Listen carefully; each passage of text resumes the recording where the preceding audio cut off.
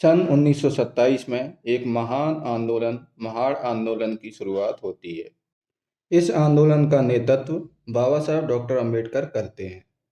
इसी आंदोलन के दौरान आज ही के दिन 25 दिसंबर 1927 को मनुस्मृति नामक हिंदू धर्म की कानून संहिता कही जाने वाली पुस्तक को जलाने का निर्णय लिया जाता है और जला दिया जाता है।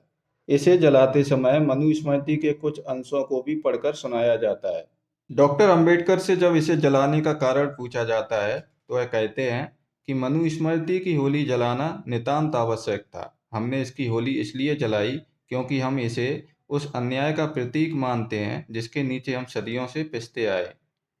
डॉक्टर अंबेडकर कहते हैं कि इस पुस्तक में मनु ने शूद्रों और महिलाओं के लिए जो नियम बनाए हैं उन पर विचार करें तो इनकी अमानवीयता और निर्दयता को देखकर कपकपी आ जाती है।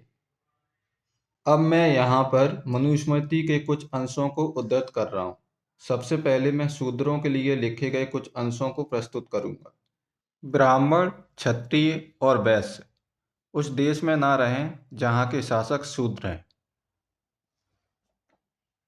कोई भी ब्राह्मण जो जन्म से ब्राह्मण है अर्थात जिसने ना तो वेदों का अध्ययन किया है और ना वेदों द्वारा अपेक्षित कोई कर्म किया है, वह राजा के अनुरोध पर उसके लिए धर्म का निर्वचन कर सकता है अर्थात न्यायाधीश के रूप में कार्य कर सकता है। लेकिन शूद्र यह कभी भी नहीं कर सकता, चाहे वह कितना ही विद्वान क्यों ना हो।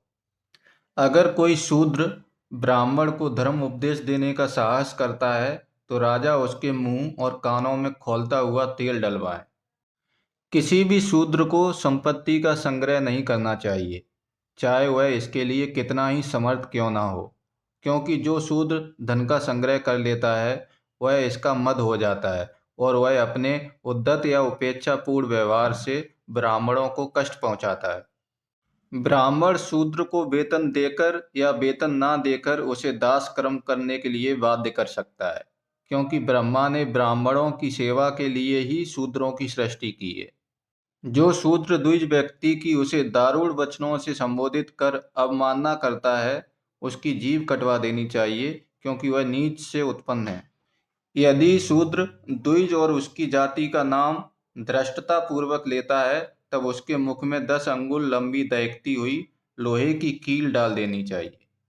नीच जाति का कोई व्यक्ति यदि उच्च जाति के व्यक्ति के साथ उसी स्थान पर बैठता है तो उसके कूले को दाग दिया जाए तथा उसे देश निकाला दे दिया जाएगा या राजा उसके नितंब पर गहरा घाव करवा देगा। शूद्र यदि उच्च जाति के व्यक्ति के सामने वायु यानी पाद छोड़ता है तो उसकी गुदा को कटवा देना चाहिए। शूद्र को जूठा भोजन, पुराने वस्त्र, अन्न का युवाल तथा पुराने बर्तन आदि देने चाहिए। अब मैं स्त्रियों से संबंधित कुछ अंशों को प्रस्तुत करना चाहूँगा। पुरुषों को दूषित करना स्त्रियों का स्वभाव है, इसलिए विवेकी पुरुष युवती स्त्रियों के विषय में कभी प्रमाद नहीं करते। जिस यज्ञ में स्त्री या नपुंसक ने हवन किया हो उस यज्ञ में ब्राह्मण कदापि भोजन ना करे। बालिका हो या युवती या वृद्धा, स्त्री को स्वतंत्रता पूर्वक घर का कोई काम नहीं करना चाहिए। स्त्री बाल्यकाल में पिता, यौवनावस्था में पति और पति का परलोक होने पर पुत्रों के अधीन होकर रहे, कभी स्वतंत्र होकर ना रहे।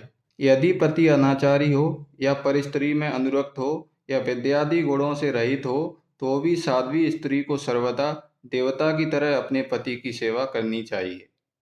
मदिरा पीना, दुष्टों की संगति करना, पति का वियोग, इधर उधर घूमना, अकाल में सूतना और दूसरे के घर में रहना, ये 6 दोष स्त्रियों के दोष हैं। पुरुषों को कभी अपनी स्त्रियों को स्वतंत्रता नहीं देनी चाहिए। स्त्रियां यदि रूप रस आदि में आसक्त हों तो भी उन्हें अपने बस में रखना चाहिए। जो स्त्री पति के दूसरा विवाह करने पर रुष्ट होकर घर से भागे तो उसे पकड़कर घर में बंद कर देना चाहिए या उसको उसके पिता के घर पहुंचा देना चाहिए। पति द्वारा पत्नी को बेचने से या त्याग देने से स्त्री पति के पत्नीत्व से अलग नहीं होती। ये कुछ बातें मनुस्मृति की अंश मात्र हैं। मनुस्मृति के अंदर इस तरह की कई बातें लिखी हुई हैं जो मानवता को शर्मसार करते हैं। अगर आपको हमारा वीडियो अच्छा लगा हो तो शेयर करिए, फॉलो नहीं किया है तो फॉलो करिए और हमारे यूट्यूब चैनल को सब्सक्राइब जरूर कीजिए।